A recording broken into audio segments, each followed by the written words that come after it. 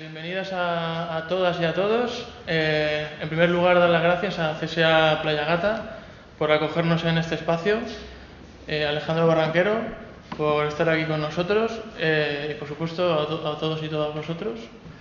Y a la gente que nos ha ayudado con su aportación individual en la campaña de microfinanciamiento lanzada a través de la plataforma Asociación Pepalova, que habréis visto por ahí algún folleto informativo. La organizadora es ECOAR, que es una herramienta de carácter independiente que se apoya en la acción directa, la presión pública, la sensibilización y la solidaridad para construir un sistema global que tenga como cimientos la justicia, la ética y la dignidad.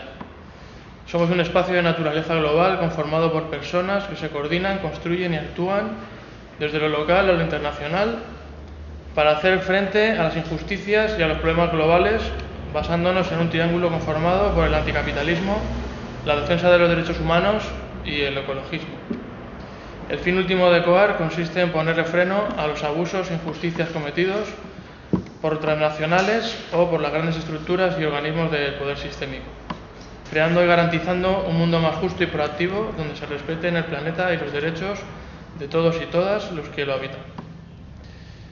Esta palestra, titulada Estrategias para la reforma mediática, ¿es posible subvertir el sistema de medios?, es el sexto acto de las jornadas de comunicación Poder y Contrapoder, que se iniciaron el día 17 de noviembre en Compostela y han pasado por Vigo, A Coruña, Montpellier o Montreal, terminando aquí en Madrid. Estas jornadas están analizando las relaciones de poder que se tejen entre los medios de comunicación, el poder político y las transnacionales. Al mismo tiempo, estas jornadas también desgranan la forma en que se organizan las personas en la construcción del contrapoder a través de la vertebración de un discurso alternativo y una nueva cultura que empodere la ciudadanía, gracias a la aparición de nuevas herramientas, nuevos conocimientos y una concepción diferente de la comunicación y la información a partir de la aparición de Internet. La palestra de hoy consistirá en la exposición de Alejandro Barranquero, que durará unos 50 minutos o algo menos, depende de lo que considere. Y luego habrá algún turno de preguntas abierto para el que quiera o tenga alguna pregunta por hacer. Presento a Alejandro. Alejandro Barranquero es profesor e investigador en el Departamento de Periodismo y Comunicación de Audiovisual de la Universidad Carlos III de Madrid, especialista en materialismo histórico y teoría crítica, comunicación y gestión política. Es autor y coautor de distintos escritos de investigación relacionados con comunicación para el desarrollo y el cambio social, medios comunitarios, alternativos y ciudadanos, comunicación, educación y comunicación ambiental y teoría crítica. Algo así, ¿verdad? Perfectamente. ¿Se ha cortado?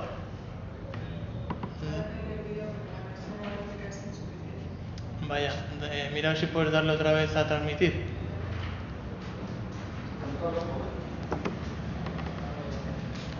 Guille.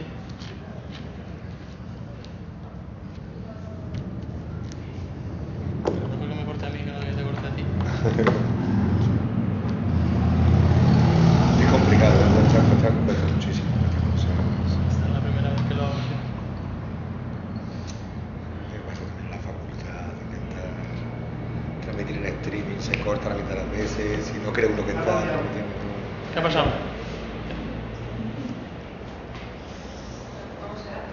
Y ¿quieres estar en la otra cámara? A ver, Sergio. ¿Iniciar un vídeo en directo? Claro, pero es que...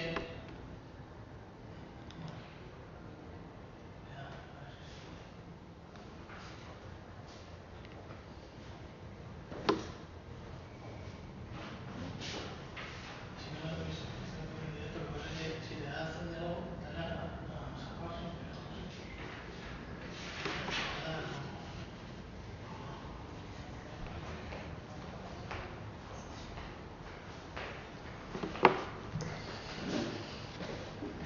Pues cuando quieras. Bueno. Pues nada, muchas gracias por la presentación. Es un gusto haber conocido al colectivo, a ECOAR.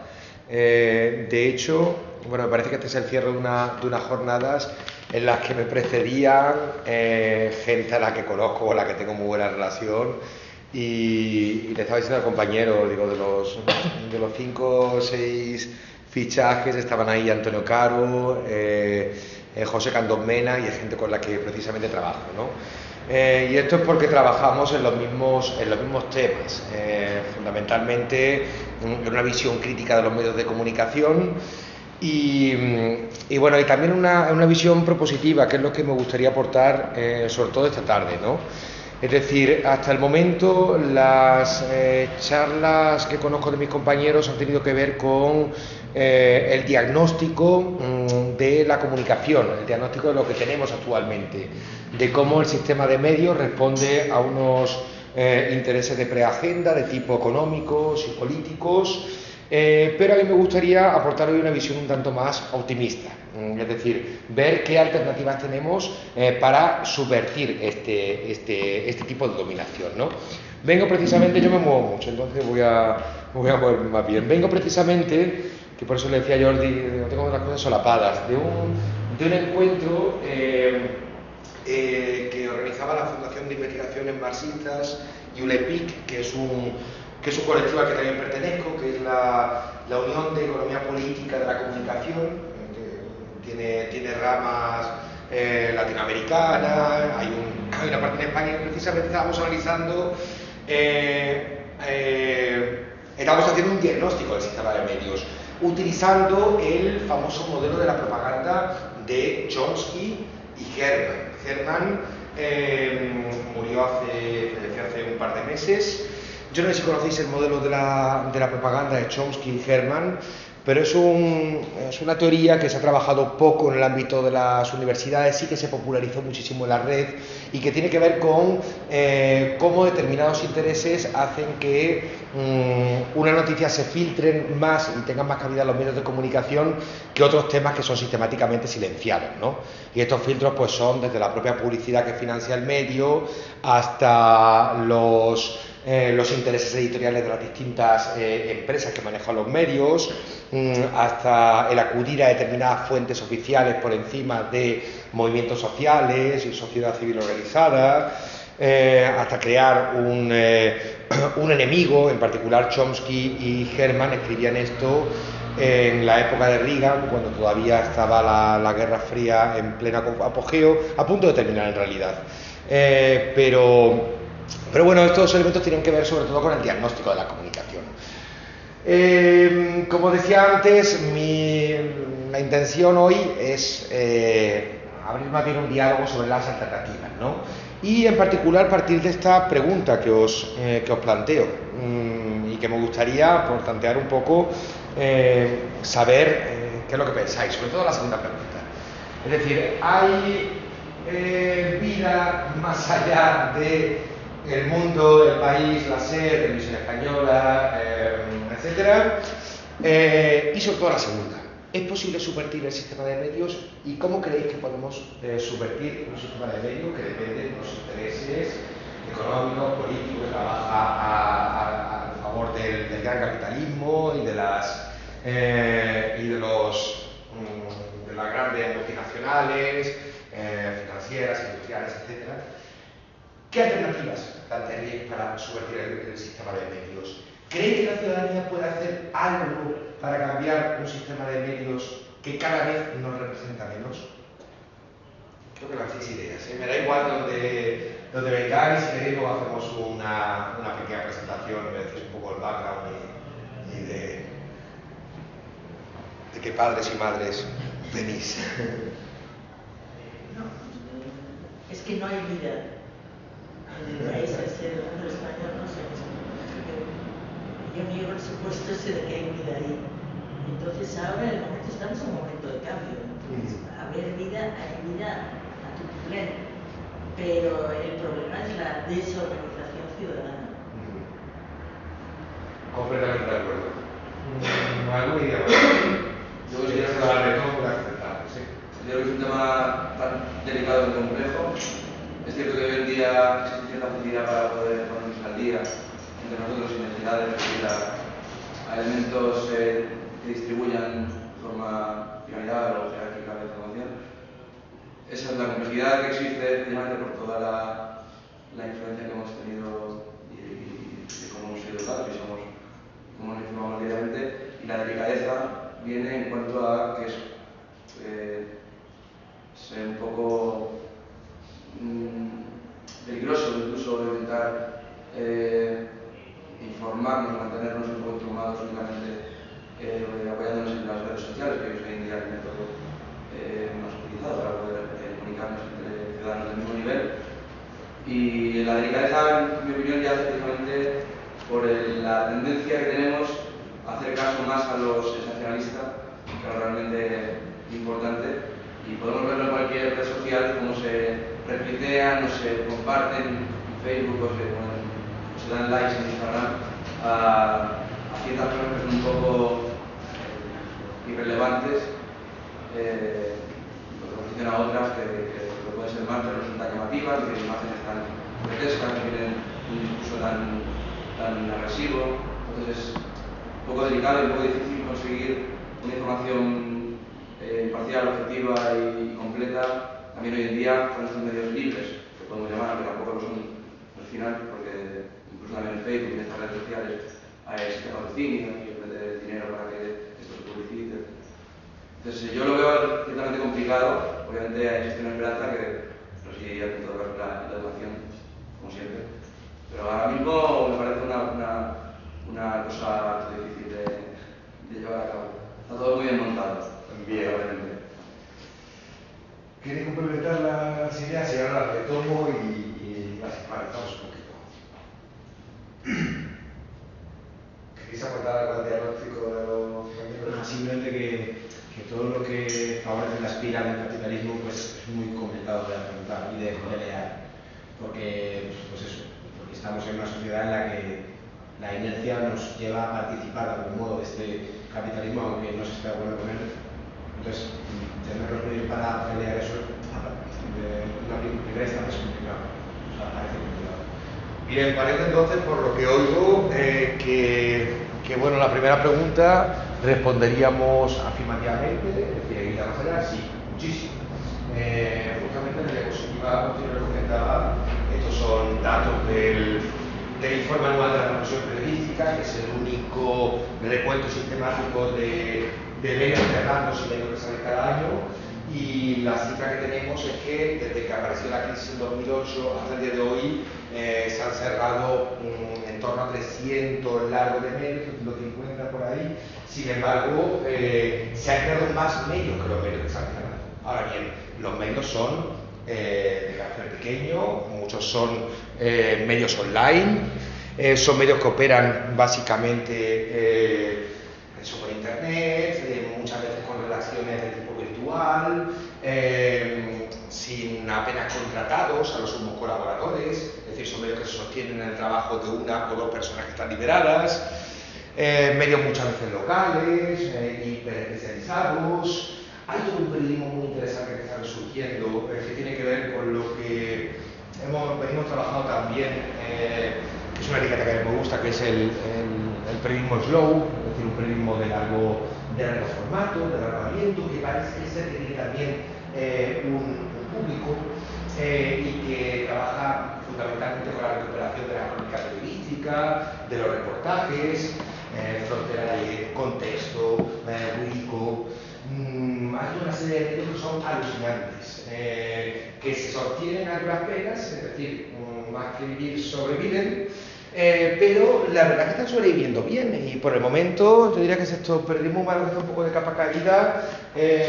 Picar en el ámbito de la información femenina está funcionando perfectamente. 5W y Wikico para información internacional me parecen también muy interesantes, y bueno, ya hablaremos de estos medios, ¿no? Los cooperativos, materia, por ejemplo, para información científica, Jotdown, como una iniciativa de un grupo de amigos que, gracias a un trabajo fortísimo en redes sociales, hoy se ha convertido casi en un medio mainstream asociado al país como un suplemento cultural, que hace precisamente crónica periodística, ¿vale? Pero más bueno, a mí creo que tengo ya ciertas reservas con respecto a Jotdown. Me parece que le falta el curso crítico que tenía en un comienzo. Entonces, hay vida sí, mucha vida. Ahora, ¿es posible subvertir el sistema de medios? Pues mira, tomaba algunas notas de lo que me dabais. Y me decíais, sí, en un principio soñamos en que las redes sociales podían ser sinónimo de libertad, igualdad, progreso. Nos ha costado bastante tiempo darnos cuenta de que en realidad son redes privadas y privativas, que comercializan con el trabajo inmaterial de todos aquellos que nos relacionamos en ellas, son redes vigiladas, son redes que por supuesto responden a los nuevos mecanismos de organización social que van a ser cada vez más algorítmicos y que van a estar cada vez más cifrados con algoritmos que ni siquiera conocemos. Es decir, poco a poco estamos pasando a una época en la que el activismo va a aparecer cada vez más fragmentado en filtros burbuja, como dicen algunos colegas que trabajan en este ámbito, es decir, comunidades con las que nos relacionamos en función de los intereses, pero comunidades cada vez más cerradas, ¿no? Que no se relacionan las unas con las otras. Es decir, podemos crear movimientos sociales transversales, globales, cuando nos relacionamos con comunidades cada vez más pequeñas, pues tengo mis dudas, ¿vale? Pero yo creo, y en esta perspectiva en la que andamos trabajando desde hace tiempo, en particular desde esta red, que es una red que hemos montado hace 2 años, que es una red fundamentalmente de investigación, ¿vale? Tenemos una web, recap.org, y una investigación en todo lo que es participación en medios, es decir, mecanismos que facilitan, medios, prácticas, experiencias que facilitan la incorporación de la ciudadanía en el sistema de medios. Que hay muchas, son muy variadas, os voy a mostrar algunos ejemplos. Y a mí, bueno, yo vengo precisamente de la comunicación, el cambio social, esta es un poco la especialidad que vengo de hace tiempo, y siempre me da la impresión, y en esto es lo que estoy trabajando en los últimos años, en que llevamos mucho tiempo preguntándonos qué pueden hacer los medios para cambiar la sociedad. Es decir, yo creo que una tradición que se llama comunicación para el cambio social, comunicación para el desarrollo, que tenía que ver con disponer, con cómo los medios de comunicación son herramientas para una posible transformación social, ¿vale? Esto es algo que se lleva trabajando desde hace más de 50 años en América Latina, ¿vale? Con los medios comunitarios, libres, alternativos, pero esto es un ámbito que también nace en Estados Unidos con una perspectiva absolutamente vertical, etnocéntrica, es decir, cómo utilizar los medios para contribuir a la modernización de los países del tercer mundo, ¿vale? Pero siempre está esa perspectiva, es decir, cómo poner a los medios al servicio del cambio, para educar, para crear conciencia, para generar cohesión social, para intentar limpiar las fracturas de una guerra, etcétera, etcétera. Sin embargo, a mí cada vez me interesa más, y de hecho lo que quería centrar la charla de hoy, en cuáles son los diferentes mecanismos de que dispone la ciudadanía para cambiar los propios medios, desde diferentes perspectivas, ¿no? Partiendo, y por eso aquí está el subtítulo de la conferencia, es decir, estrategias para la reforma mediática, lo que se puede llamar reforma comunicacional, reforma mediática, que parte de una idea muy simple. El capitalismo se organiza, pervive, perdura y se reproduce gracias a que está organizado en red. Es decir, las grandes empresas de comunicación, las grandes empresas del mundo de la cultura y el entretenimiento están más interconectadas en su accionariado. Y a su vez todas esas empresas están interconectadas con un Estado benefactor que genera políticas y regulaciones de comunicación que acompañan a sus intereses. ¿Cómo hacer para subvertir este sistema? La única manera de cambiar el sistema es organizarnos y saber que formamos parte de muchas luchas muy fragmentarias que en realidad están conectadas, ¿vale? Y a fin de cuentas, esta idea de la reforma comunicacional tiene que ver con cómo conectar a los diferentes actores, cuáles son los mejores momentos para conectar a las diferentes organizaciones a la hora de demandar un cambio. Pensar, por ejemplo, ¿cuándo es el mejor momento para hacer una revolución? Otra pregunta clave y estrella. ¿Armada? Sin armada. Poder para el momento. Siempre. Bien. Considera que siempre. Pero ¿cuándo, mejor dicho, cuándo un movimiento social a gran escala es efectivo y tiene éxito? ¿Qué necesita un movimiento social para conseguir cierto éxito? Por ejemplo, ¿vale?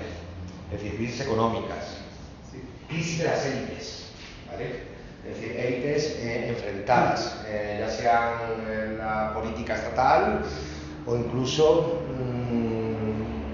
enfrentamiento entre élites estatales con élites supranacionales, también existe, ¿vale?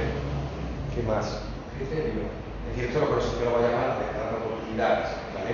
Para que un movimiento social triunfe se necesitan cierto contexto, compañero. ¿Qué más? Necesita el criterio. Criterio. Es decir, formarse para tener un criterio que te lleve a generar próximamente. Por supuesto. Al final se deshace muy rápido.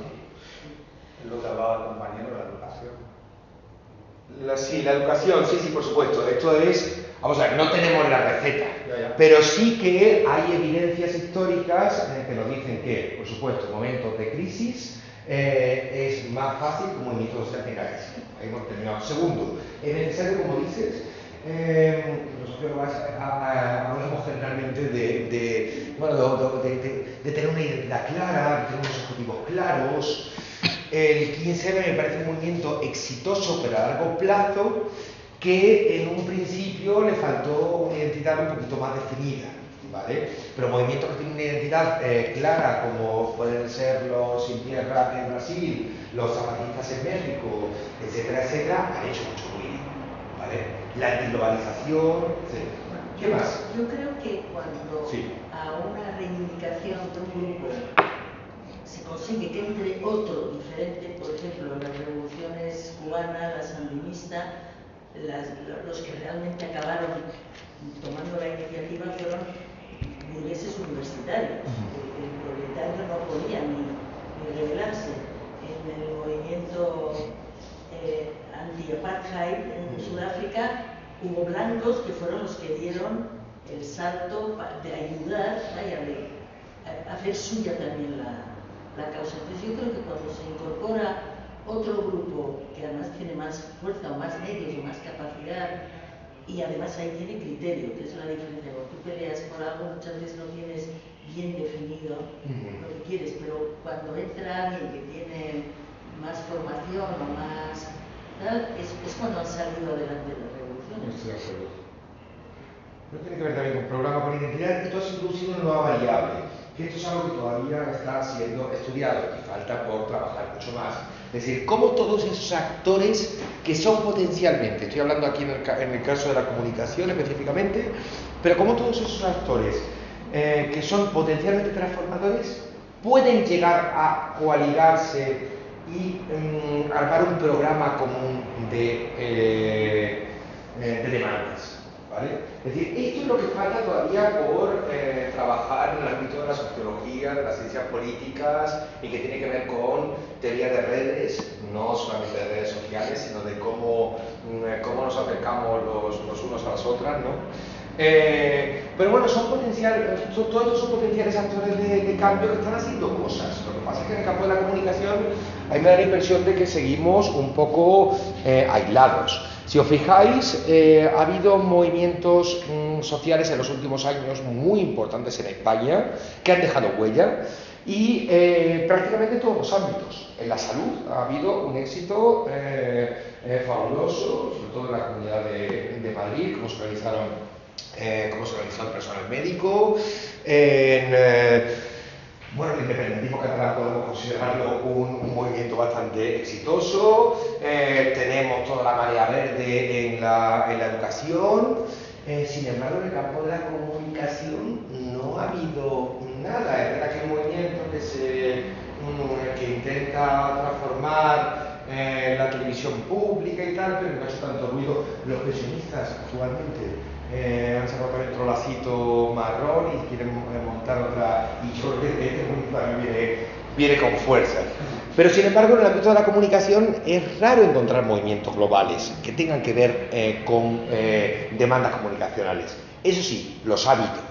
Por supuesto, no me voy a detener mucho aquí, pero todo lo que fue la época del informe McBride, que fue el gran, probablemente el documento, McBride fue el fundador de Amnistía Internacional y fue un poco quien coordinó, el documento más revolucionario habido nunca en el campo de la comunicación, y fue un documento dirigido por la UNESCO oficialmente, que generó muchísimas críticas de las grandes, por supuesto, del gran empresariado de la comunicación, generó incluso la salida de la UNESCO, la primera salida de la UNESCO de Estados Unidos y posteriormente la de Reino Unido. Ha habido momentos interesantes y esto formaba parte de una reforma comunicacional, todo lo que fue la campaña CRIS, no quiero abrumar con eso. Ha habido momentos interesantes, pero en España todavía falta mucho por armar, ¿no?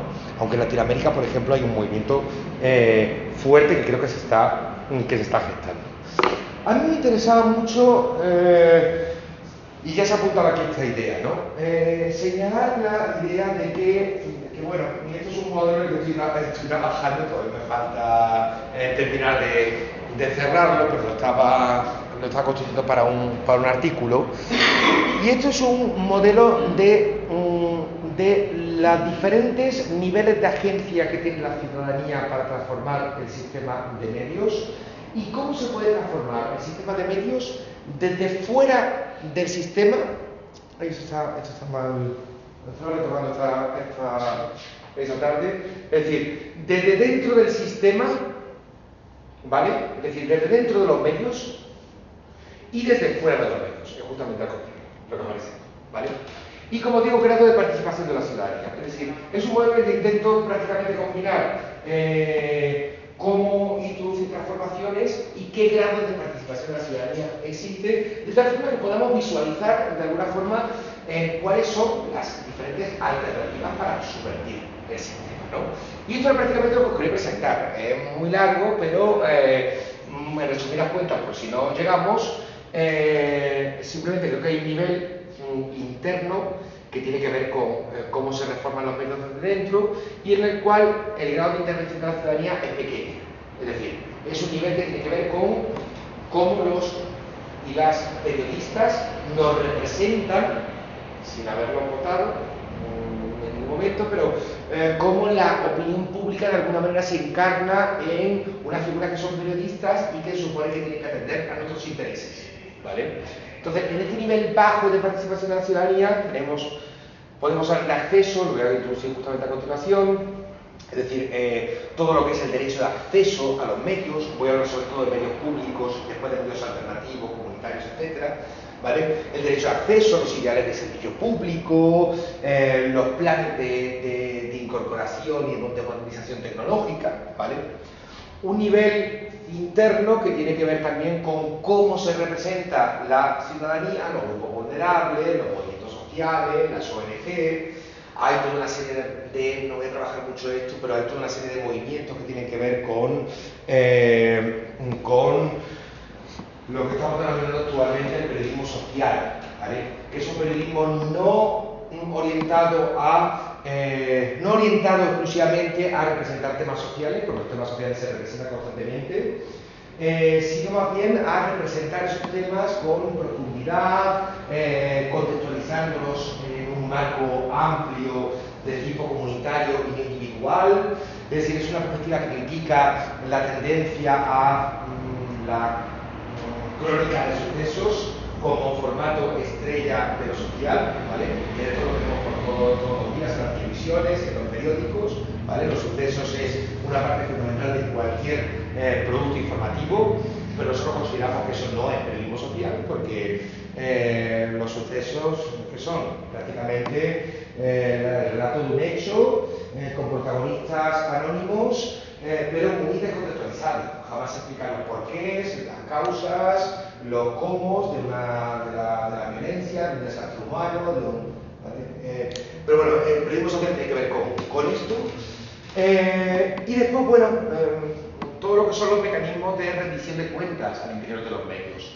Desde sindicatos, por ejemplo, los sindicatos en la televisión española están haciendo un trabajo fuerte en todo lo que es el Consejo de Informativos de la televisión española, que están denunciando constantemente las violaciones sistemáticas al rigor informativo y a la ética profesional. Por supuesto, los manuales de estilo, los códigos deontológicos, ¿vale? Cómo los medios se autorregulan desde dentro. Los medios tienden a... Pues alguna pregunta. Esto es... actualmente, los medios, para mejorar la información de un medio de comunicación, ¿qué mecanismos existen? Tenemos la autorregulación y tenemos la regulación. No sé, me imagino que más o menos sabéis lo que es, pero ¿qué es lo que prima más? ¿La regulación por parte del Estado o la autorregulación al interior de los medios? ¿Cómo? Lo que viene de fuera. Externo no. El Estado regula un poco en materia de medios de comunicación. No, sí. Lo que viene de fuera. O sea, lo que la gente demanda, o sea, yo creo que ni uno ni otro. O sea, lo que la sociedad pide o demanda no es un problema de consumo, ni de autogestión interna ni de autogestión del Estado. Sí, yo estoy de acuerdo con él, porque los medios de comunicación, bueno, los grandes medios de comunicación, nosotros todavía no han llegado a ese nivel. Primero tienen accionistas a los que tienen que responder, y luego tienen los publicistas, y ellos a su vez también tienen inversiones en otras empresas, y luego tienen los publicistas, con lo cual es imposible la autorregulación ni la externa. Estoy de acuerdo con Guille. Fijaos que, por eso lo he dicho antes, cuando planteo este modelo, expreso fundamentalmente en medios comunitarios alternativos y en medios públicos. Los medios públicos tienen muchos mecanismos de autorregulación. Y hoy se apuesta a nivel mundial cada vez más por la autorregulación, precisamente porque da mucho miedo un excesivo intervencionismo del Estado en materia de miedo, en materia de medios. Déjame decir un momentito la idea. Es decir, podemos estar más o menos de acuerdo, pero siempre que un Estado interviene demasiado en materia de medios, se tiende a acusar a un Estado de censurar, ¿vale? Por eso, generalmente, todo lo que es la legislación internacional, las grandes recomendaciones que proceden de la UNESCO, de otros organismos supranacionales, apuestan porque los medios se autorregulen a sí mismos. Ahora, claro, esto es un ideal, porque todavía un medio público se puede autorregular, pero los medios privados comerciales dependen demasiado de ciertos intereses, ¿vale? Sí. En España tenemos el sistema de autocontrol para la publicidad. Sí. Y entonces nos puede contar historias kafkianas.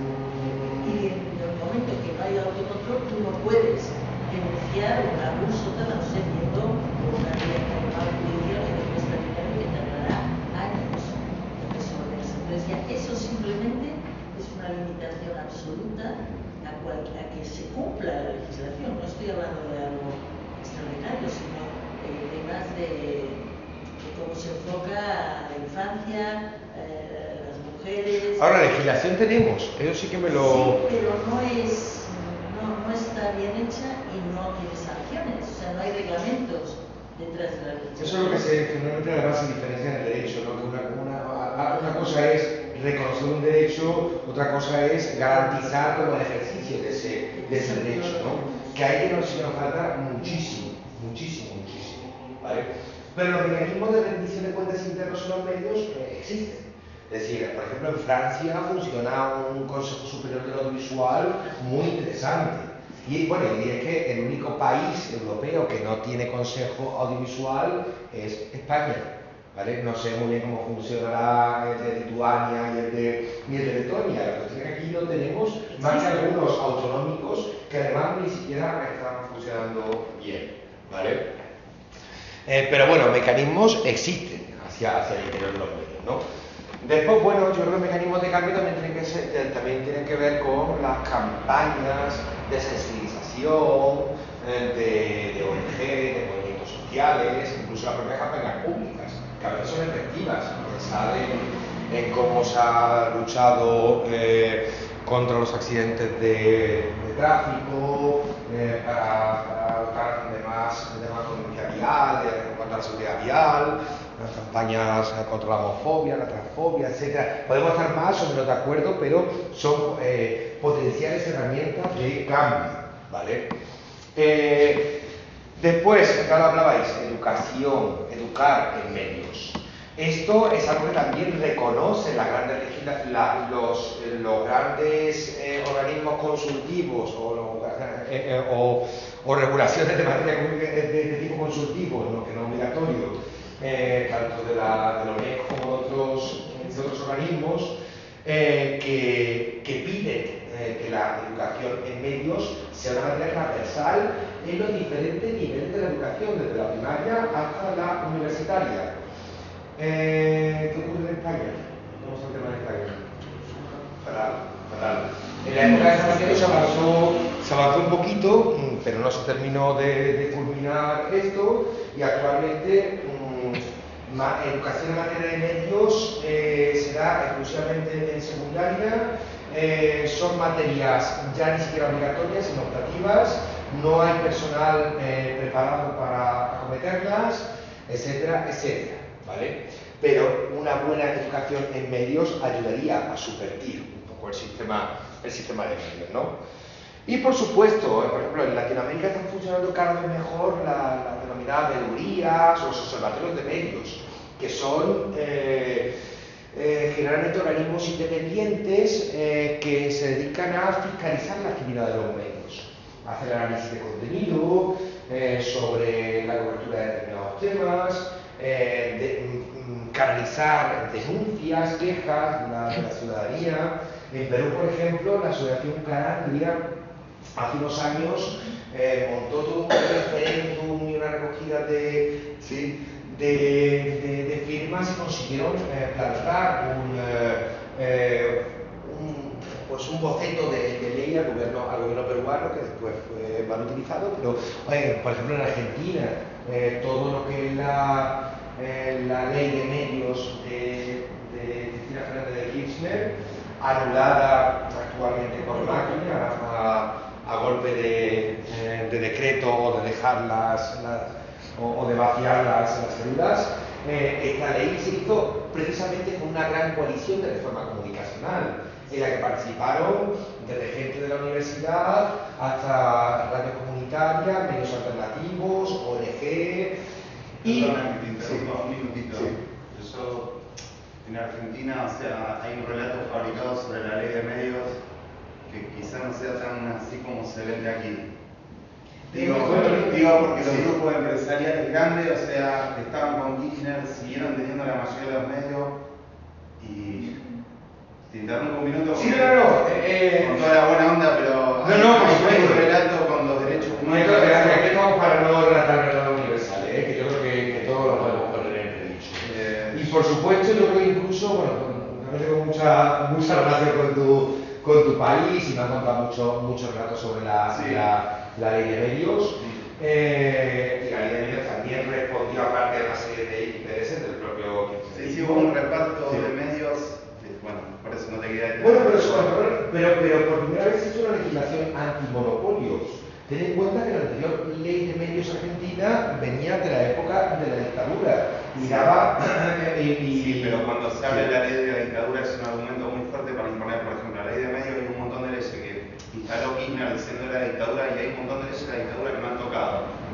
Digo, porque por ahí se valora acá con el tema de derechos humanos y la memoria histórica en España, los pasos que hicieron allá, hay un montón de cosas que si la analizamos fina, desde mi punto de vista, por ahí, o de un grupo de gente que no están así. Hubo un gran reparto de medios en Argentina, pero bueno, hubo un movimiento, de hecho hubo muchos intereses que se tocaron y muchos empresarios kirchneristas que agarraron medios. De todas formas, en cierto sentido, yo creo que fue un avance en materia de usuarios. Por supuesto, sí. Internacionalmente, es que yo trabajo en una organización de consumidores. Ajá. Y hemos organizado con muchas organizaciones el Observatorio de Contenidos Televisivos y Audiovisuales, el OCTA. Y entonces ahí estamos desde con la CONCAPA, que es la Asociación de Padres Católicos muy de derechas, la CEAPA, tenemos los DIBUS, la Asociación de Dibujantes de Dibujos Animados, es un grupo muy, muy valiosito. Y una de los referentes, yo no soy experta, pero ahí hay grandes expertos. Uno de los referentes ha sido la ley argentina. Yo estoy de acuerdo, es lo más creativo que se ha hecho. Yo te puedo contar un montón de cosas, lo que has dicho con el fútbol para la propaganda política y demás, o sea, es muy fuerte, pero no te quería decir. No. Y yo voy a decir una cosa, no es lo mismo vivir la reforma desde dentro, que lo que tenemos a ver desde Europa, que hemos mitificado sin dar la complejidad. Ya, no lo digo de la verdad, pero me duele muchísimo porque me encanta la intención de acá, sobre todo de la memoria histórica que hay en España, del intento de memoria histórica, y me duele muchísimo cuando la gente cree que es tan así, pero entiendo que se valora distinto cuando no se hizo algo. Ahora, también tenemos percepción de lo que está ocurriendo con Macri. Es decir, que tenemos percepción absoluta de lo que está ocurriendo con Macri y algo seguimos la actualidad argentina. Sí, no, tengo duda. Además, no es muy difícil de ver el primo hermano de Rajoy, más o menos lo mismo, digamos. Ahora, que tiene la complejidad que responde uno, incluso, claro. Es diferente a Rajoy. Macri es un fenómeno que está ocurriendo ahora, que es de millonarios que se meten a la política. Es un perfil que empezó Berlusconi. No, como Temer en Brasil, claro, como ya no es político, ya es claramente. O sea, a mí me parece que es una opinión particular. Estuve entrando en Argentina hace poco, me diga mucho el interés a Argentina, tenemos muy buenos argentinos, y por supuesto he oído incluso críticas. A mí creo que es una ley que no se llegó a materializar y llegar a un descenso, ¿vale? Pero sí que por lo menos en la materia en la que yo trabajo, que es medios comunitarios alternativos, fue un avance fundamental. Para hoy, para los medios comunitarios de todo el mundo, es referencia la ley argentina y uruguaya, por lo menos sobre el papel, en el sentido de que se solicitó que al menos el 23% de las frecuencias fuesen dedicadas a medios comunitarios alternativos. Y de hecho, y otra segunda reforma que es muy importante, para poner en marcha un medio ciudadano, el voluntarismo es maravilloso, pero es que además se necesita cierta financiación, cierto respaldo. Y cuando no hay nada, igual el Estado tiene que ser un poquito intervencionista y aportar algo de ayuda, en mi opinión, ¿vale? Y en segundo lugar, era una ley, posteriormente se pudieron formar nuevas alianzas empresariales, era una ley que impedía o que controlaba los monopolios. No sé a cuánto estaban los porcentajes, etcétera, pero con respecto a lo anterior me parece como un cambio fundamental. Y en el tema de televisión infantil y de los niños, realmente es mucho. Hay un avance. Hace poco tuvimos un encuentro de radio y televisiones educativas donde venía mucha gente de Latinoamérica y la organización que se ha montado actualmente, el LAG, que se ha montado a posteriori, y ahí se reconocieron muchos avances, por ejemplo, en el terreno infantil, de producción de series, de ayuda a la industria audiovisual local, localizada, para que no estuviese todo centralizado en Buenos Aires. La formación de los niños en comunicación. Sí. No sé, podemos... Sí, por eso no te quería detener. Pero está bien, sé que estamos para discutirlo, vamos. Y bueno, y por último, que verdaderamente es el campo en el que trabajo, los medios comunitarios alternativos y todas las iniciativas ciberactivistas, tecnopolíticas, etcétera, que se han dado en los últimos años, incluso lo que aquí he denominado como resignificación, es decir, no todo consiste en crear nuevos medios, en educarse en los medios o en fiscalizar los medios, sino que también podemos tomar el contenido de los medios y las industrias culturales para subvertirlos, ironizarlos, reapropiarlos y hacer con ellos lo que queremos. desde los memes que se dan en internet hasta anuncios de contrapublicidad, esto también es otro campo que se está desarrollando muchísimo, que se trabaja mucho desde el arte, etc. Vamos a ver. No quiero cansar, simplemente tenemos internet. Sí, ¿pusiste internet en el ordenador, Guille? Mira, os quería... Pero igual en ese ordenador no, pero... Vale. Pero tenemos... Bueno, si no, lo saco desde mi móvil. Hoy mismo, ayer por la noche,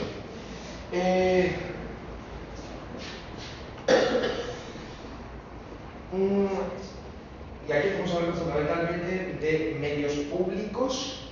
Ahora, los medios privados en España también se rigen por el interés público. De alguna manera, los medios... ¿Cómo? Que las ondas son... Que las ondas son públicas, eso lo tenemos que saber, y por supuesto los grandes medios trabajan con licencias que son renovables cada ciertos años. El problema es que se renovan automáticamente, ¿vale? Pero de alguna manera tienen que atender también a la idea del servicio público. Hay una cosa fundamental que es el derecho de acceso, ¿vale? Que parece que la ciudadanía pocas veces tiene conciencia de ello. Es decir, el derecho de acceso está regulado en prácticamente todas las constituciones de países democráticos del mundo y tiene que ver con el derecho de acceso tanto de los grupos de la oposición política en la cadena pública o el derecho de acceso de las minorías religiosas, sociales, etc. Esto es lo que llevaba justamente antes, ¿no? ¿Qué ocurre? Es decir, en los medios públicos podemos, como ciudadanía organizada, intervenir, hablar, se nos conceden espacios, como probablemente esos espacios están en las 2 y a las 3 de la madrugada. Pero preparando la charla, no voy a meterlo en diferencial de conocimiento, porque creo que llevaría a un rato muy grande. Ayer mismo le pregunté a un compañero de los medios comunitarios que me enviase un documento que me resultó revelador y que se presentó hace 2 o 3 años y que no se ha vuelto a elaborar. Y ese documento era, os voy a mostrar, me lo ha mandado, me ha llegado justamente mañana. Vale. Era un documento que pidió la red de medios comunitarios para fiscalizar de alguna manera y para saber cómo se estaba cumpliendo con las obligaciones de servicio público por parte de la Corporación de Radio y Televisión Española en el año 2014, ¿vale? Es decir, la red de medios comunitarios solicitó a Radio y Televisión Española que nos aportasen una relación de qué ONGs, qué movimientos sociales, qué ciudadanía organizada había solicitado derecho de acceso para participar con algún tipo de espacio durante algún tiempo en programas de televisión, ¿vale? Televisión pública, ¿no? ¿Cómo? La televisión pública. La televisión pública, ¿vale? Cabe remarcar que a lo largo de 2014 únicamente 3 entidades solicitaron el ejercicio de dicho derecho de acceso directo. Y aún más, me encontré en internet, ¿vale? Pero porque el documento lo detalla muy bien. A ver, esto fue una carta enviada por la televisión española, ¿vale? Y ellos plantean: el presente informe se acota el balance sobre el ejercicio del derecho de acceso a lo largo del año 2013, fue en 2014 y se dio en 2013, ¿vale?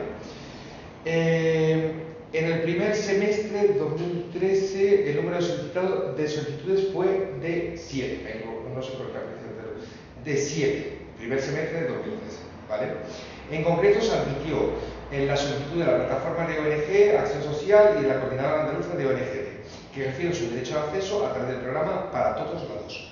En el segundo semestre de 2013 el número de peticiones presentadas fue de 12. De las que 10 fueron aceptadas ejerciendo su derecho de acceso a través de RNE y también en TVE.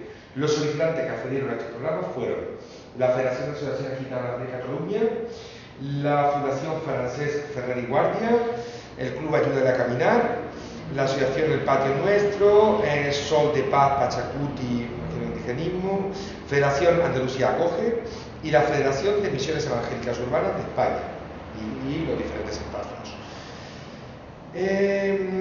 ¿A qué me llevó, o a qué nos llevó esta reflexión?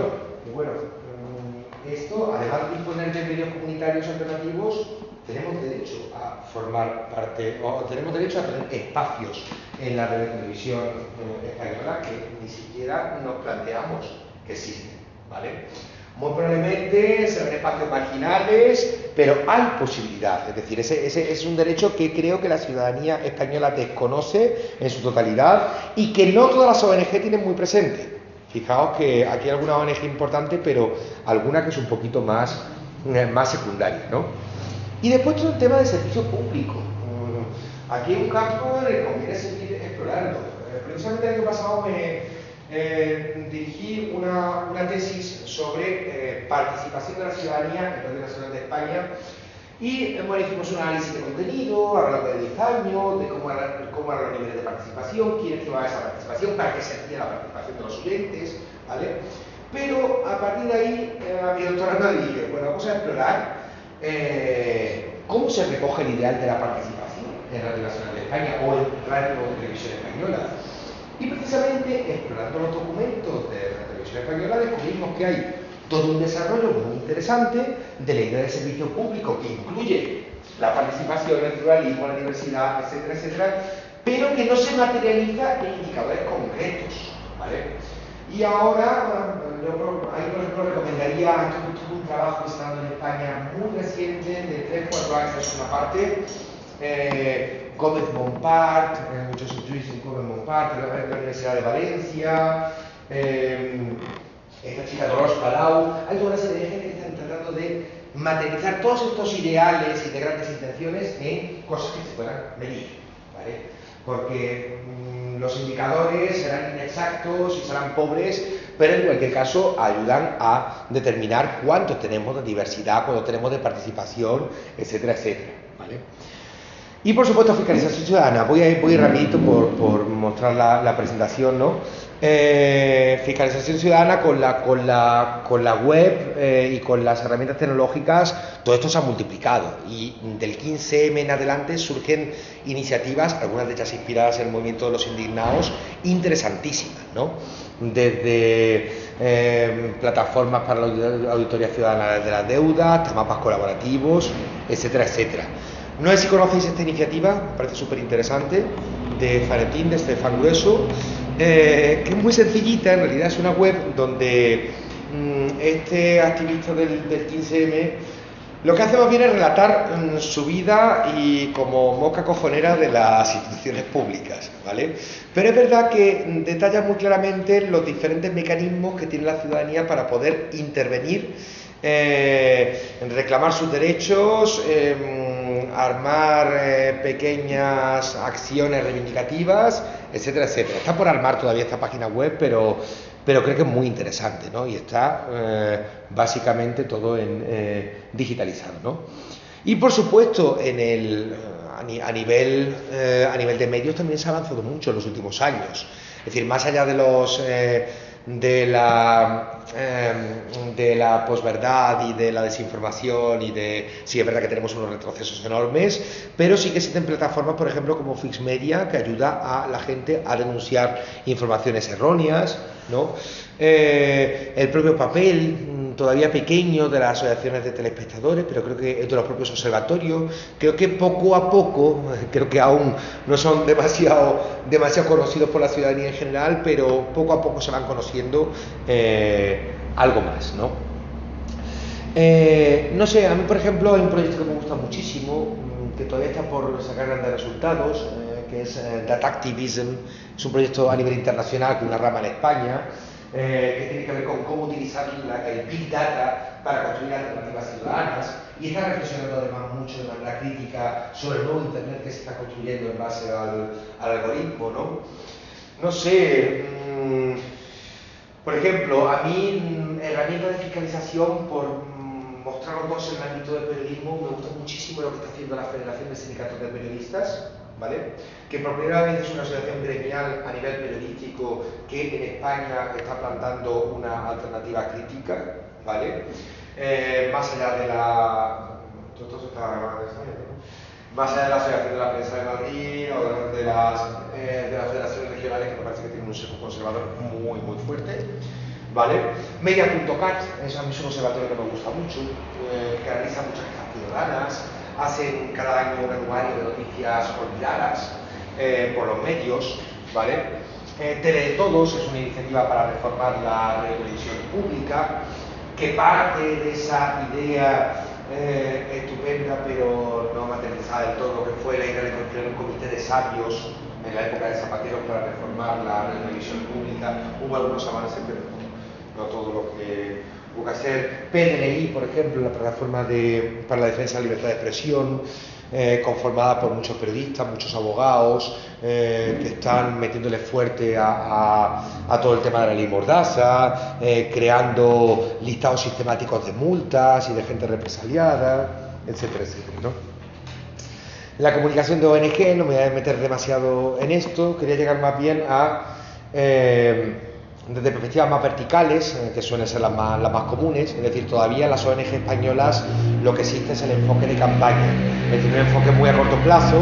Vamos a crear una campaña para que los niños se laven las manos antes de comer, o vamos a crear una campaña para vencer la transfobia. Pero bueno, acciones un poquito a corto plazo, con escasa intervención y participación de la ciudadanía, que creo que tenemos que seguir trabajando en esto, pero es una vía para la reforma comunicacional. La educación, la comunicación, la educación en medios, ¿vale? De la que hablaba antes, que tiene que ver con esos tres niveles, por ejemplo, que define Buckingham, que a mí me gusta mucho porque me aclara frente a todo lo que hay acerca de media literacy y todos estos trabajos, que tiene que ver con incorporar progresivamente, aunque de una manera no desde la tecnomitificación, las tecnologías en el aula. Un segundo nivel que tiene que ver, que es el nivel donde se trabaja muchísimo, que tiene que ver con deconstruir críticamente la ideología y los mensajes de los medios. Y un tercer nivel que apunta a las grandes declaraciones internacionales sobre esta materia, que tiene que ver con enseñar a la ciudadanía que los medios no son una cuestión muy compleja y que podemos desarrollar con ellos para construir nuestras propias representaciones y mensajes que verdaderamente dicen de nosotros, ¿no? Ya, por último, por no cansaros mucho más, os voy a contar 10 minutos más, si queréis, cerramos. Un proyecto que fue lo que nos conformó a nosotros como red, como RICAP, que es lo que mostraba antes, ¿no?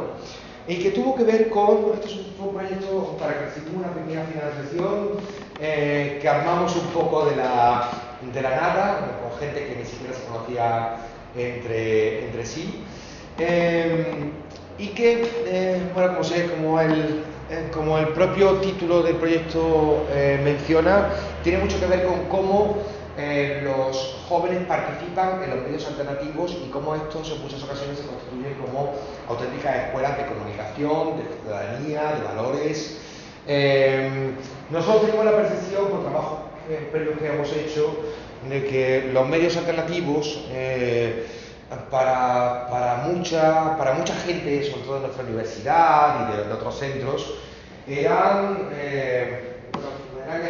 el trampolín para otros proyectos de más envergadura y sobre todo el espacio donde mucha gente se había enseñado lo que es comunicar, y comunicar de una manera independiente, de una manera más comprometida con los intereses ciudadanos, etc. Ese fue un poco el punto de partida, pero prácticamente iniciando este proyecto nos dimos cuenta de que no existía un mapeo de medios alternativos, comunitarios, ciudadanos, educativos, etc. en España. Y esta fue prácticamente la tarea que realizábamos en 2016, elaborando un listado de medios que hemos seguido ampliando, es decir, este listado de medios de 300 y pico de medios, actualmente tenemos más de 500 y nos damos cuenta de que nos faltan muchísimo, ¿vale? Es un listado abierto que por supuesto podemos compartir y de ahí lanzamos una encuesta. Ahora, para ordenarnos en este vastísimo sistema de medios tuvimos que clasificarlos de alguna manera, ¿vale? Y tras muchas pensadas nos dimos cuenta de que teníamos al menos 5 tipos de medios, ¿vale? Y un cajón desastre que es esto de los híbridos, ¿no? Unos medios que son medios, los denominados medios comunitarios, que se atienden un poco a a la definición de AMAC, de la Gran Asociación de Medios Comunitarios a nivel mundial, que es una etiqueta que también se maneja en la UNESCO, en el Parlamento Europeo, en el Consejo Europeo, que todos ellos en los últimos años han redactado resoluciones que tienen que ver con invitar a los estados a que apoyen este sector de medios comunitarios, ¿vale? Esto es algo que viene, los medios comunitarios tienen más de 50 años de vida, pero es actualmente cuando hemos comenzado un poco a legislarlo, ¿no? De acuerdo a esta definición, ¿no? Medios sin ánimo de lucro, generalmente promovidos por asociaciones, por ONG, por colectivos, de mucha, de carácter generalmente muy local, ¿vale? Muy arraigados a sus barrios, a sus pueblos. En estas declaraciones siempre aparece la mención a que los medios comunitarios no pueden hacer proselitismo religioso ni político. Es decir, un medio de Podemos, del Partido Comunista, o un medio de la Iglesia Evangélica de tal, no sería un medio comunitario, ¿vale? Por ejemplo, la red de medios comunitarios, que agrupa más de casi 50 iniciativas, y que es la principal federación de este tipo de medios en España, no se admiten este tipo de medios, siguiendo un poco las indicaciones de AMAC, ¿no? Hay toda una serie de medios que generalmente, ¿cómo sobreviven estos medios? ¿Cómo creéis que sobreviven? Están reconocidos en la Ley General de la Comunicación Audiovisual de 2010 por primera vez. Antes ni siquiera estaban reconocidos. Sí, sí, por ejemplo, en la propia encuesta los resultados que esperamos se confirmaron. Es decir, estos medios sobreviven fundamentalmente por las cuotas de sus socios. La gente que tiene un programa o un espacio paga algo, ¿vale? Es verdad que muchos de ellos viven también de subvenciones públicas de tipo competitivo, ¿vale? Del ayuntamiento, del ministerio, es decir, actúan casi como ONGs arañando dinero público. Y muchos de ellos también admiten financiación de tipo privada, pero generalmente muy ligada a la publicidad local, ¿vale? Y rechazan sistemáticamente la publicidad de las grandes corporaciones. Viven y sobreviven, porque el caso de Quack FM, que lleva casi 20 años emitiendo en A Coruña, que actualmente ha recibido una multa con la que se han visto obligados a cerrar temporalmente, es absolutamente alucinante, ¿vale?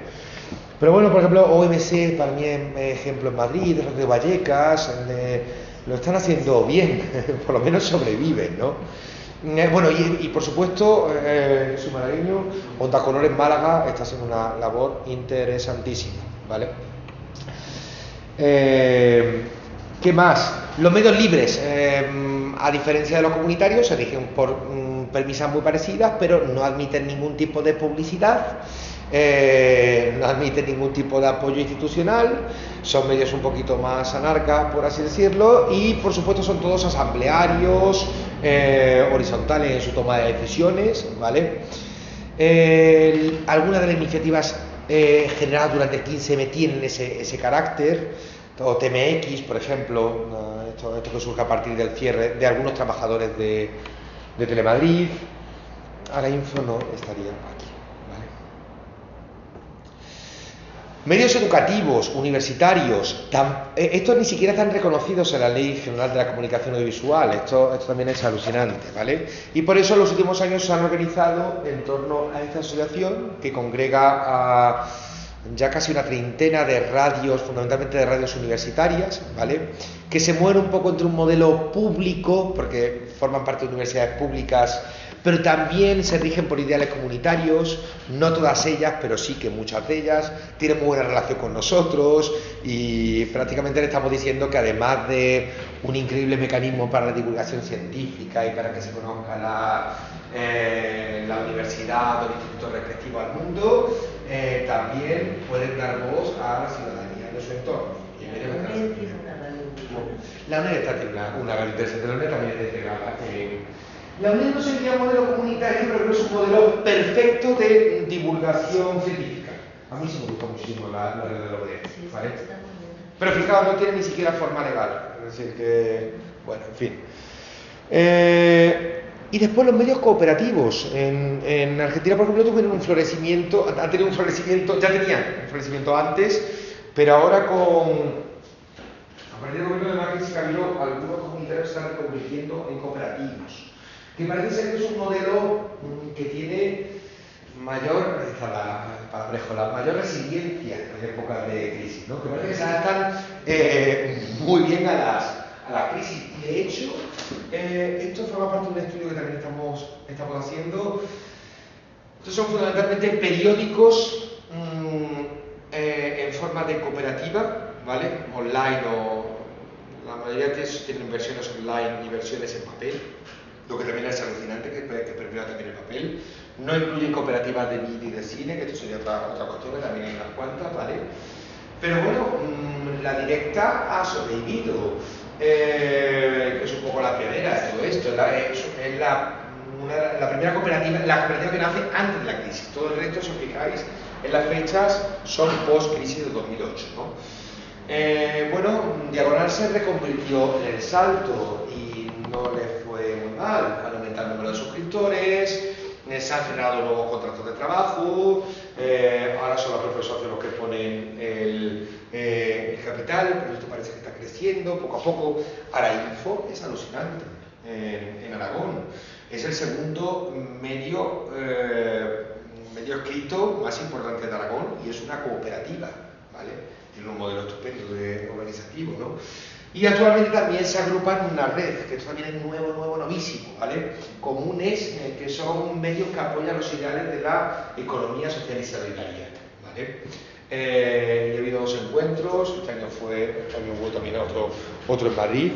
Y por supuesto, bueno, a partir de ahí, pues medios híbridos, hay millones de iniciativas por ahí, ¿no?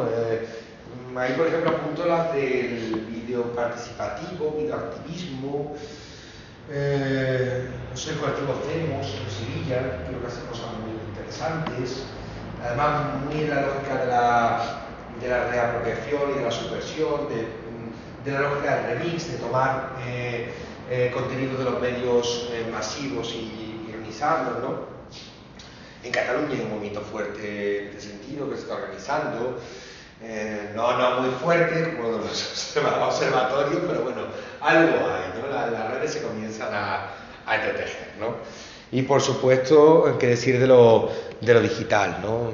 Ahí pongo ejemplos de lo que hoy se llama tecnopolíticas, que a mí es un término que me gusta porque dice mucho de la creatividad que han tenido los movimientos sociales, en particular desde los movimientos de las plazas del 2011 en adelante, para entender la red. La han entendido más rápidamente que las propias organizaciones institucionalizadas, profesionalizadas como ONG o partidos políticos. Primero estuvieron los movimientos sociales, después las ONG y los partidos tipo Podemos aprendieron de estos, es que no eran algunos de ellos los mismos, ¿no? E incluso de una visión que siempre me ha parecido más compleja que cierto tecnodeterminismo que observo tanto en partidos políticos como en ONG, ¿no? Es decir, esta visión un poquito más integral, ¿no? de la tecnología, ¿no? La tecnología no entendida como fin en sí mismo, que la lógica política y la lógica del capitalismo y de las grandes telecom, etcétera, sino la tecnología como un instrumento más para conseguir unos fines, sabiendo que, a fin de cuentas, la lucha, si perdura, es una lucha que se da en la calle. El resto, en muchas ocasiones, es click activismo.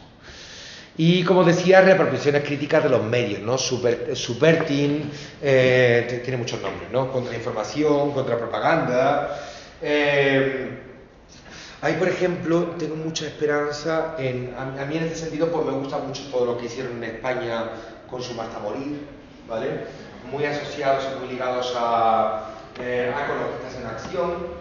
Estos son un grupo pequeñito de gente que ha trabajado mucho desde estos ideales. Adbusters es como el colectivo canadiense. Hoy hacían una jornada sobre comunicación pública. Sí. Bueno, los decían varias cosas. Y tengo esperanza en que se ha montado ahora una red a nivel internacional Por ahora lo único que les funciona es la página de Facebook, la web está, que es el dominio que han comprado, y es una red que va a asociar a colectivos activistas y de contrapropaganda, de contrapublicidad a nivel mundial, agrupando gente de Alemania, Inglaterra, Argentina, Canadá, etcétera, etcétera. Está por ver lo que hará esta gente, ¿no? Por concluir, bueno, hay alternativas, pero creo que lo que falta es trabajar, como decía antes, si sabemos cuándo, o sabemos qué movimientos sociales tienen más tendencia a triunfar que otros. Damos algunas claves antes, que tienen que ver con la ventana de oportunidades, con los objetivos, con la identidad, con una buena comunicación, creo que eso era todo esto es clave, con una comunicación imaginativa, ¿vale? Una comunicación, que no se limite a replicar la del poder, sino a reinventar lo que desde el poder se nos ofrece, ¿vale? Pero creo que hace falta trabajar mucho más en la línea que decía Rocío Vinos antes de, bueno, de creernos entes pequeños, bueno, de configurarlo como entes activistas pequeños, desorganizados, con peleas internas, endogámicos, y que por ejemplo aparecía mucho en otros estudios sobre los jóvenes. Nos damos cuenta de que, bueno, hay mucha buena voluntad en los medios alternativos, pero en ocasiones eran un poco permeables a la incorporación de nuevos miembros. Los movimientos sociales a veces son muy recelosos en la incorporación de gente. Bueno, podemos hablar muchísimo en este sentido. Y me gusta muchísimo este lema de Indymedia, ¿no? Que decía, no odies a los medios. Yo creo que de todas formas, no odies a los medios, sino convierte los medios, ¿no?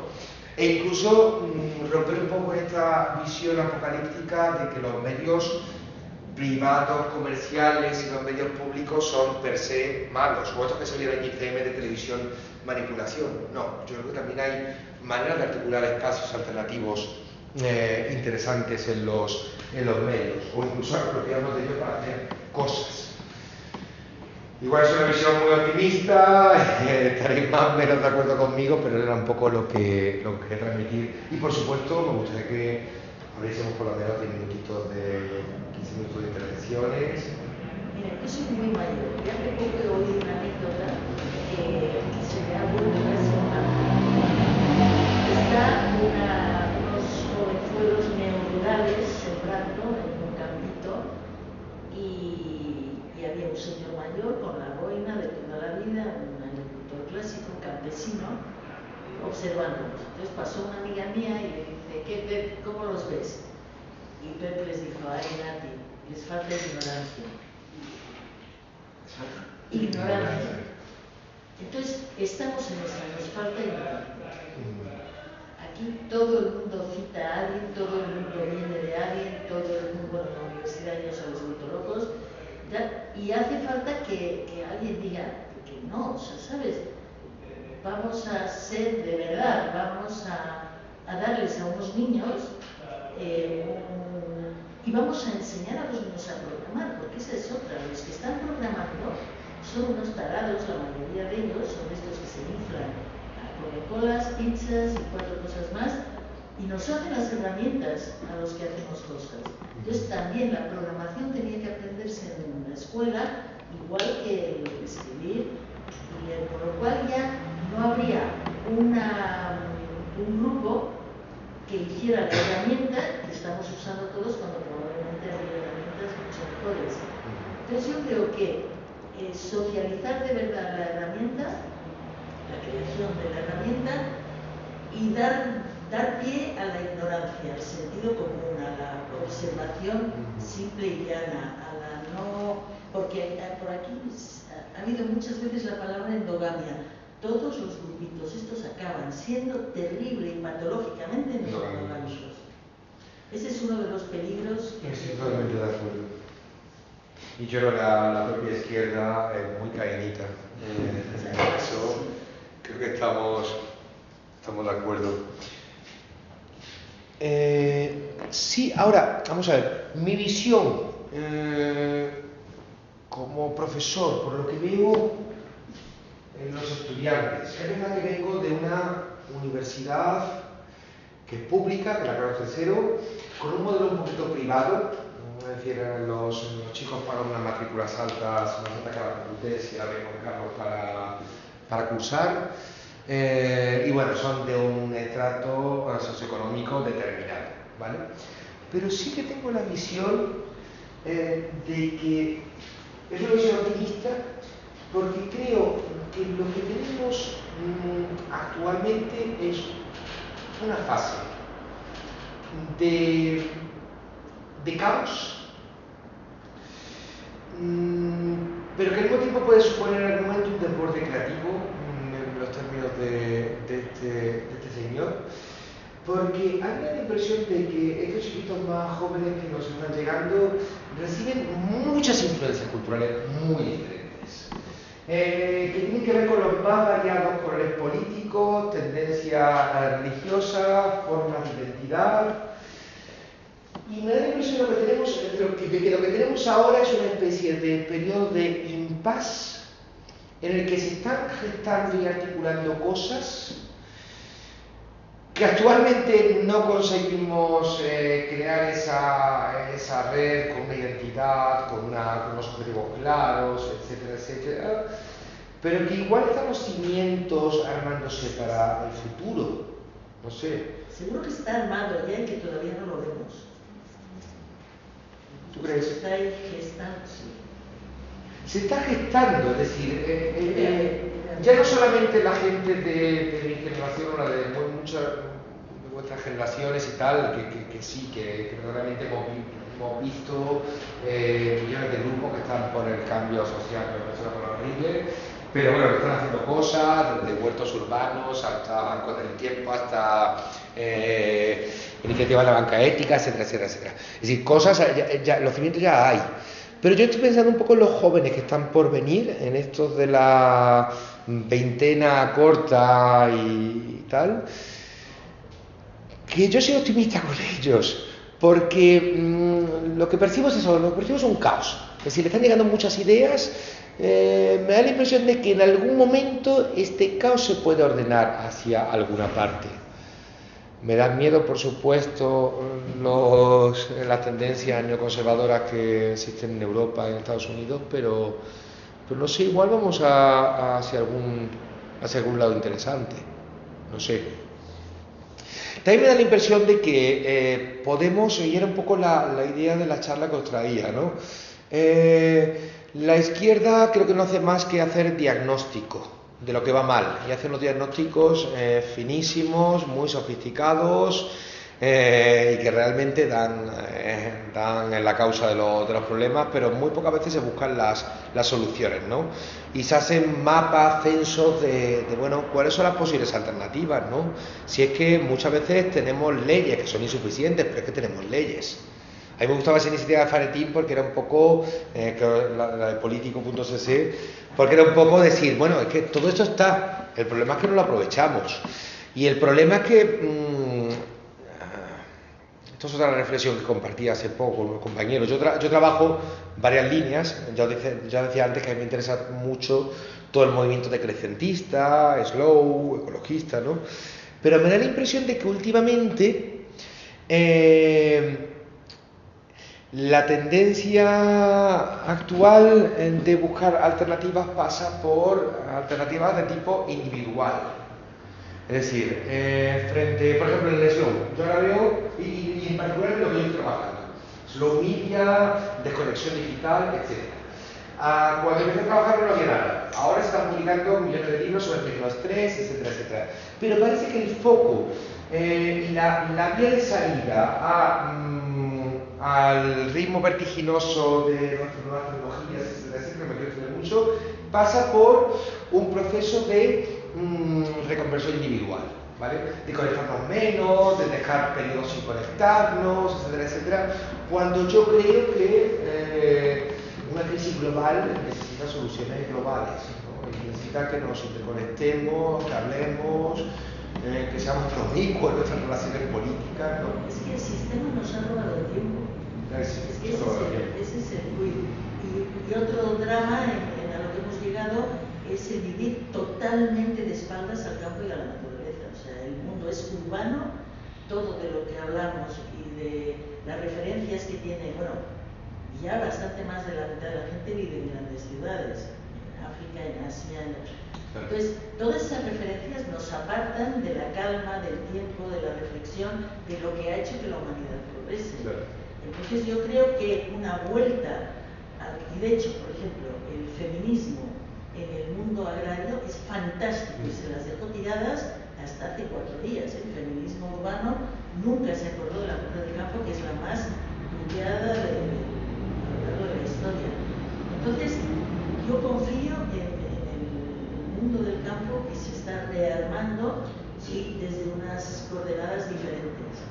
Y nos tienen que dar de comer, o sea que ya podemos tratarlos un poco bien. Estoy completamente de acuerdo. A mí la parte del feminismo que me parece más interesante es el negro, el rural, el ecofeminismo, que también se llama. El ecofeminismo no, es rural. El feminismo rural. Sí, ¿qué diferencia? O sea, el rural fue eco, ya después ha habido la agroindustria y tal. Pero yo creo que el apartarnos del campo ha conseguido que nos olvidemos del tiempo y de los plazos y de los tiempos largos de la naturaleza, que no tiene nada que ver con los tiempos cortos del capitalismo, ¿no? Ahí está. Entonces, sería vital que los niños pasen de verdad meses al año en el campo, viviendo el campo. El otro día no sé dónde leía un estudio que invitaba, por supuesto en la universidad y tal, en el que recomendaba a las familias dejar a los niños y a las niñas por lo menos 1 hora al día de aburrimiento.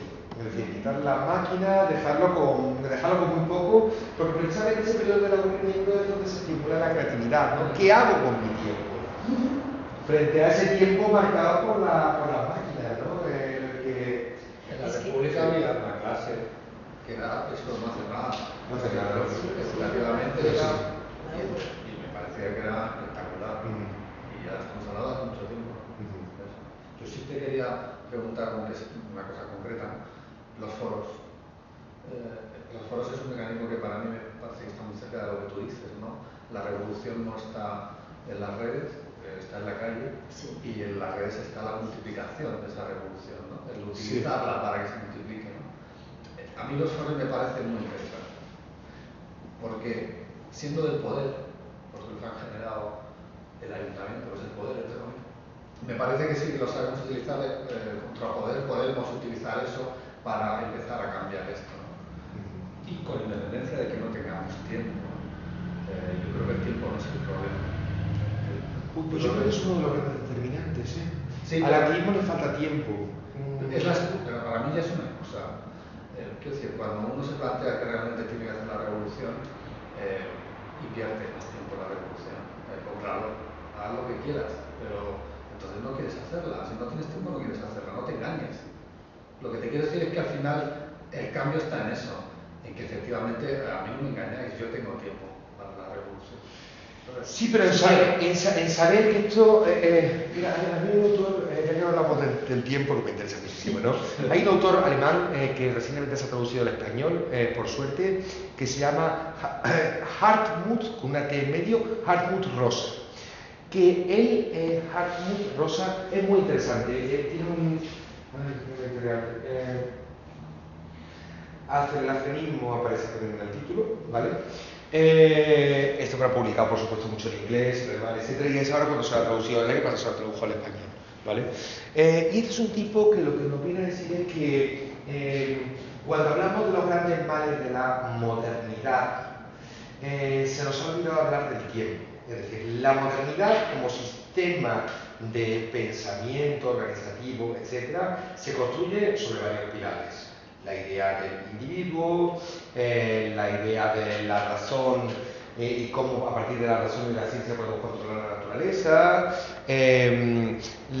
la idea del progreso limitado del ser humano, pero uno de los pilares de la modernidad es también la aceleración constante del tiempo y la reorganización del tiempo capitalista. hasta el punto de llegar a finales del siglo XIX con el sistema taylorista, fordista, que es el dictar al cronómetro de los tiempos productivos, ¿no? Y yo creo que uno de los grandes ausentes de la reflexión sociológica hoy es el tiempo. Poco a poco se está impusiendo, cada vez hay más gente que está trabajando en el tiempo y las temporalidades, pero no me cabe duda que es un asunto también de tiempos. Y es verdad que yo creo que dentro de esta revolución personal que también tenemos que hacer, hay que apostarle a liberar nuestros tiempos. Y a decir, bueno, sí, hay unos tiempos reglados en los que no podemos salir, que son los tiempos del trabajo, pero de alguna manera también podemos repensarlo, podemos reclamar nuestros derechos a hacer horas extra, y sobre todo cuando tengamos tiempo libre, no pasárnosla colgados al móvil. Porque se nos están metiendo muchas cosas por delante, si tengo delante. Otro tema también que hay es la multigeneracionalidad. Se está moviendo todo el mundo en grupos homogéneos, de la misma edad, del mismo estilo. Hay poco enriquecimiento, poca transmisión. Estamos en una transición entre dos mundos, pero no se está contando con la gente mayor ni se está contando con la gente jovencita. O sea, cada generación ahora llega, hace lo que puede y se la trae el sistema y viene la siguiente y está habiendo un relevo absurdo y no hay un relevo de verdad, un engranaje multigeneracional. Cierto. Y multidisciplinar. Sí. O sea, yo creo que la multigeneracionalidad es de donde tiene que salir. Fíjate que es una percepción, lo transdisciplinar lo veo cada vez más, aunque por supuesto incipiente, todas estas llamadas a crecimiento complejo, a revincular las ciencias exactas con las ciencias sociales, lo veo cada vez más. Ahora sí que el gap generacional lo veo muy claramente. O sea, por ejemplo, mi padre está jubilado ahora y se están organizando los jubilados para hacer frente a una más previsible reforma que propone el Partido Popular, ¿no?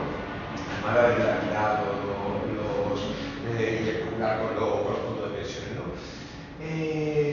Pero como me está informando de todo lo que se puede, me llama muchísima atención porque me parecía un proto-movimiento social. Ellos han montado una asociación, la gente de Madrid, la gente de Cataluña, la gente de Andalucía.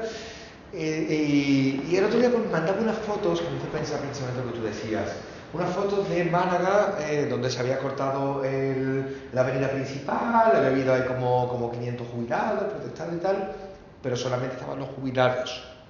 Yo hoy le hablaba con unos colegas, digo, bueno, es que en los jóvenes a lo sumo está la preocupación de conseguir empleo, pero ni nos planteamos esa cosa que se llama jubilación. No va a haber jubilaciones como no se peleen ahora.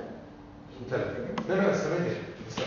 Y es un asunto que lo completa a todos, no solamente a la gente de mi padre. Oye, estamos monopolizando tú y yo. Somos siempre unos egoístas. Este centro social autogestionado Sí. es un ejemplo de interacción entre distintas... por ejemplo, tenemos a la gente que está mayor aquí, que estaba aburrida de que les dieran de comer y están interactuando ya con el huertecito que hay ahí. Ah, muy bien. Entonces tenemos las copias del foro para los chavales. Que hay que buscar el sitio. Hay sitios que estamos intentando provocar esto, porque la vida está claro que no es solo como la vemos en la etapa en la que estamos, sino en la que cómo compartimos con el resto. Y para nosotros aquí es fundamental el poder relacionarnos con la gente joven, fundamentalmente. Y también descentralizar el poder. Si de verdad que yo vivo en el centro de Madrid, en un cubículo, en el que he querido estar en el centro, a costa de tener un espacio ínfimo. Y verdaderamente es que no me da para más. Cada vez que he buscado, yo lo comparto con mi amigo de toda la vida. Veníamos de un piso más grande, nos metimos en un piso que éramos 4, nos metimos en un piso más pequeño por estar más cómodos. Y cada vez que hemos buscado alguna alternativa por nuestra cuenta, no sé, nos gusta muchísimo. Y lo que me di cuenta es de, no sé, un poco por lo que yo me defino más académico que activista, aunque hago activismo en mis clases y por supuesto me intento mezclar con todo lo que todo el que veo, ¿no? Pero sí que me doy cuenta de que las alternativas realmente originales, interesantes, innovadoras no están en los centros, sino cada vez más en las periferias, incluso como has dicho, igual en el campo, entonces se está estimulando más la imaginación, ¿no? Y por supuesto, dentro de una sociedad que permita esos cruces ahí, costará mucho, ¿no? O sea, sí, pero es un momento apasionante, claro. Es una pena no estar viendo, porque está ocurriendo, yo estoy convencida, o sea, está ocurriendo. Pena no verlo, no darnos cuenta. Yo quería decir una cosa, me encanta la foto de la Coca-Cola y el café. Sí. Es la hostia, es súper fuerte. Poder ir otra cosa y la Coca-Cola. Pero te voy a decir una cosa. Esto me lo contaba un profesor de ecología. Me decía, mira, para ser ecologista hay que tener entre 5 y 7 contradicciones. Si tienes menos de 5 eres un fundamentalista y es imposible. Si tienes más de 7 eres un jeta. Ay, me encanta. Es la mejor teoría del universo. Yo te quería preguntar que vos antes mencionaste de crecimiento, ¿cómo lo relacionás al concepto de crecimiento con esta propuesta? Bien, porque en principio la primera pregunta que hiciste fue cómo subvertir, yo después entendí que era referido a medios públicos, no privado, pero subvertir me suena un poco como ocupar ese lugar con otra mega empresa o con varios, después lo entendí, pero ¿cómo relacionar el crecimiento en tu pensamiento con esta propuesta? Pues mira, me voy muy interesante. Vamos a ver, yo en toda la cuestión ecologista me metí un poco por casualidad, casi recién terminada la tesis, al pasar por un centro de investigación que me gusta muchísimo, que trabaja en Madrid, que no sé si conocéis, que es FUEM Ecosocial. En realidad esto es una fundación de escuelas e institutos concertados Viene del hogar del empleado. Que viene del hogar del empleado, ¿vale? Que en un principio era un centro de investigación para la paz y que ha hecho posteriormente de una reconversión un poquito más en la economía, la ecología crítica, etc., ¿no? Y el mecanismo a mí me encanta cómo funcionan ellos, ¿no? Ellos tienen sus colegios donde cobran un dinerito y tal, me imagino, y tienen ciertos fondos para un centro de investigación que genera material crítico de reflexión que se transmite o que se divulga en dos formatos, uno más especializado para académicos y tal, y otro a través de los institutos, es decir, se genera un material educativo. Yo entré un poco por ahí, me gusta mucho lo que hacen, ¿no? A partir de ahí, claro, ya empiezo a conectar y empiezo a preocuparme por cómo es una comunicación desde ese punto de vista un poquito más ecosocial, ¿no? Y bueno, mira, te respondo a lo que señalas. Yo creo que esto no es una cuestión de tener más medios ni más tecnologías, sino mejores medios y mejores tecnologías más utilizadas, etcétera, etcétera. Al principio, que era un poco donde quería partir, porque esto es no me detengo simplemente para que comprendáis la idea. ¿Por dónde quería partir, no? En los inicios vamos a ver, en los años 40, 50, hubo toda una corriente en el pensamiento funcionalista norteamericano, que era lo más importante en sociología, en economía, etcétera, que después traspasó un poquito a la UNESCO, que eran lo que se llamaba las teorías de la modernización, ¿no? Que venían a decir, y que son teorías que todavía prevalecen en las grandes, bueno, no sé, en las grandes agencias de cooperación, en las grandes instituciones de desarrollo, y era una teoría que lo que nos venía a decir, la teoría de la modernización, lo que venía a decirnos es que cuanto más medios de comunicación se instalen en una región, más desarrollo va a haber, ¿vale? ¿Qué hacía la UNESCO en los años 50 y 60 para medir, como uno de los posibles indicadores de desarrollo, contar cuántas televisiones se instalaban en Líbano, Bangladesh, ¿vale? Estas teorías se demostraron que son absolutamente falsas, ¿vale? Precisamente todavía seguimos clavados en esta teoría del diferencial del conocimiento, que nos viene a decir que nos relacionamos con los medios en función de nuestro capital cultural, ¿vale? Es decir, que la gente, y este capital cultural tiene que ver con el capital económico, que la gente con un que la gente de estratos socioculturales bajos no es que no tengan acceso a los medios, tienen acceso a los medios perfectamente y todo el mundo tiene acceso a los medios, pero verdaderamente tienen una dieta mucho menos rica que las clases más altas. O en otras palabras, la gente de estratos socioculturales bajos tiende a tener como principal fuente de información la televisión, ¿vale? Y considera, también porque es así, considera que la prensa es algo de entendidos, de eruditos, de gente con mayor... y aparte, este propio capital cultural tiene que ver con la forma en que nosotros desciframos e interpretamos los medios de comunicación, ¿vale? ¿Qué ocurre? Que el pensamiento complejo a veces tiene poca cabida en los formatos audiovisuales que por su propia naturaleza tienden a la rapidez, al drama, al conflicto, a la noticia corta, etc. Si queremos encontrar información científica de calidad, información política, social de calidad, igual tenemos que recurrir a la prensa o a la ciberprensa, ¿vale? Que no todo el mundo consume. Entonces, esto es una teoría que al final desmonta esa idea de que a más medios, más desarrollo.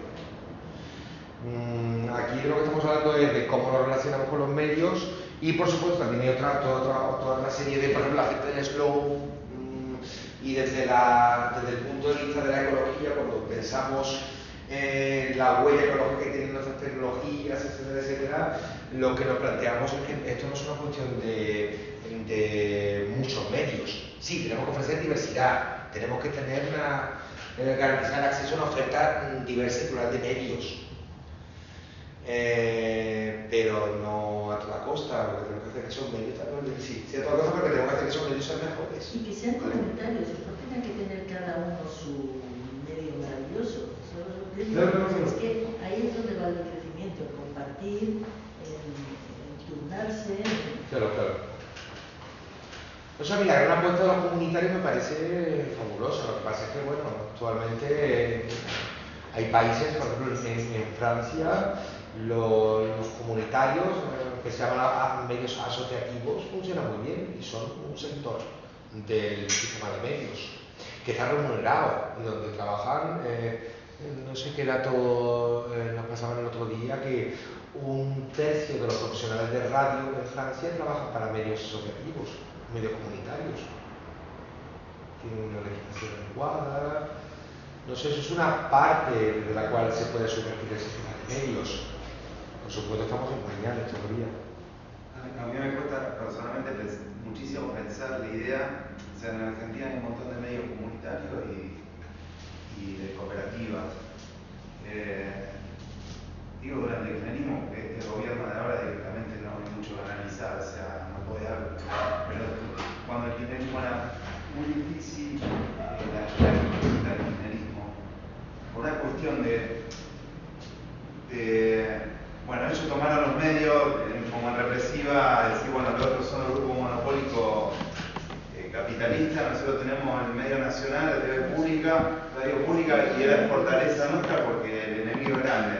Y los que no estábamos dentro de esa pelea, decíamos, bueno, no estamos ni acá ni acá, o sea, fuera, chito la boca, no hablas. ¿A qué voy con esto?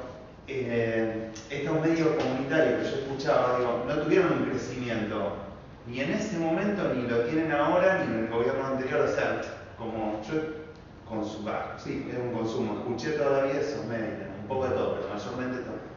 Y me pregunto por qué no han crecido, más allá que te pregunté esto de nuevo, como que queda estancado, porque mientras hay un Estado también se cercena un montón la libertad, digamos.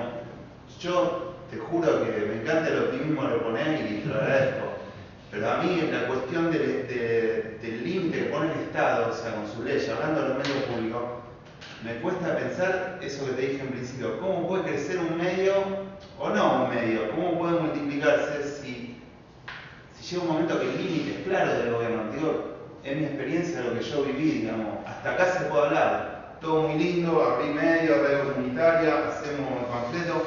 Llega un momento que en la experiencia mía, en mi ciudad y creo que a nivel país, el Estado te corta, porque el Estado no se critica nunca, digamos. El Estado no, el gobierno está. Fijaos que en España, por ejemplo, hay esa ruptura entre esos comunitarios, esos medios libres, en que directamente no comulgan con la filosofía de los comunitarios porque creen que en el momento en que entra el dinero público-privado se acaba con la independencia. Sí. Ahora, ¿cómo sobrevive un medio sin dinero y con puro voluntarismo? Pero lo que está diciendo él es que al final el fracaso es del modelo o el concepto de democracia. Porque el dinero no te lo da el gobierno. El gobierno te lo da cuando tienes una subvención, hay una decisión ahí de repartir, ¿no? Fondos a gente que no lo puede conseguir de otra manera o no lo quiere conseguir por vía privada. El fondo hasta dónde puedes hablar, es el límite, la censura. Ahí está, entonces la democracia nos va a costar mucho, porque nunca ha sido así, en el que realmente hay un respeto y cuando pierdes y cuando el otro crece, pues creció y tú tienes que espabilar, ¿no? ¿Me perdonáis un segundo? Podemos cerrar el acto y luego nos quedamos debatiendo un segundito más que nada, porque yo creo que si todavía nos está viendo alguien o escuchando, cortamos y seguimos debatiendo. Alguno igual si quiere ir, o no nos podemos quedar por aquí. Que bueno, entonces rápidamente agradecer a CSA Playa Gata por el espacio, a todas y todos los presentes, a Alejandro Ranquero por su intervención y nada, muchas gracias. Cerramos las jornadas de comunicación, poder y contrapoder y habrá más. Así que muchas gracias.